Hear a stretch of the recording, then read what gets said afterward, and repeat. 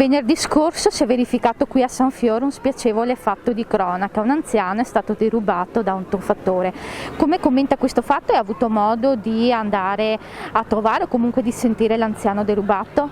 No, io non l'ho ancora sentito perché il fatto appunto è di ieri e provvederò ad andare a visitarlo, ma quello che è importante è che non ha subito importanti danni fisici, anzi poco.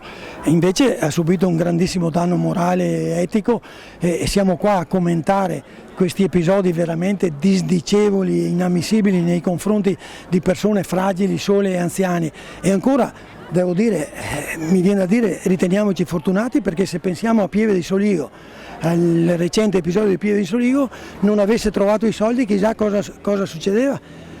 Però veramente triste trovarci qua a commentare queste situazioni delle quali non abbiamo neanche soluzioni immediate e pronte, però io sono convinto che dovremmo unirci un po' tutti i comuni e anche sulla sicurezza e su questo aspetto sociale lavorare ancora insieme per cercare di risolvere questo che è veramente una negatività inaccettabile. Adesso stiamo facendo una spesa importante su telecamere e mettere sotto osservazione questo, però sì, lo facciamo, spendiamo soldi e probabilmente non risolviamo il problema, perché il problema bisogna risolverlo tutti assieme, partendo dalle scuole, perché è da là che iniziano questi episodi anche di bullismo, di superbia, di aggressioni, questi approcci veramente negativi dobbiamo riprenderli fin dalle scuole attraverso un'educazione veramente importante su questi aspetti qua, della sicurezza, del rispetto delle persone, perché poi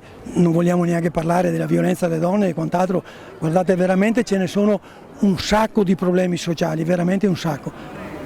L'ipotesi è che il truffatore, comunque il ladro, fosse un falso operatore INPS. C'è un appello che vuole fare soprattutto alla popolazione anziana di fronte a chi si presenta a casa? Sì, ma questo lo facciamo spesso attraverso anche il nostro controllo di vicinato e quindi con dei messaggi veramente frequenti ormai, perché una volta è quello dell'acqua, una volta è quello della luce, no? Veramente è un po' un continuo di questa tipologia di avvicinarsi furbescamente alle persone anziane. Per cui continueremo ancora su questa strada di allertare e di fare raccomandazioni.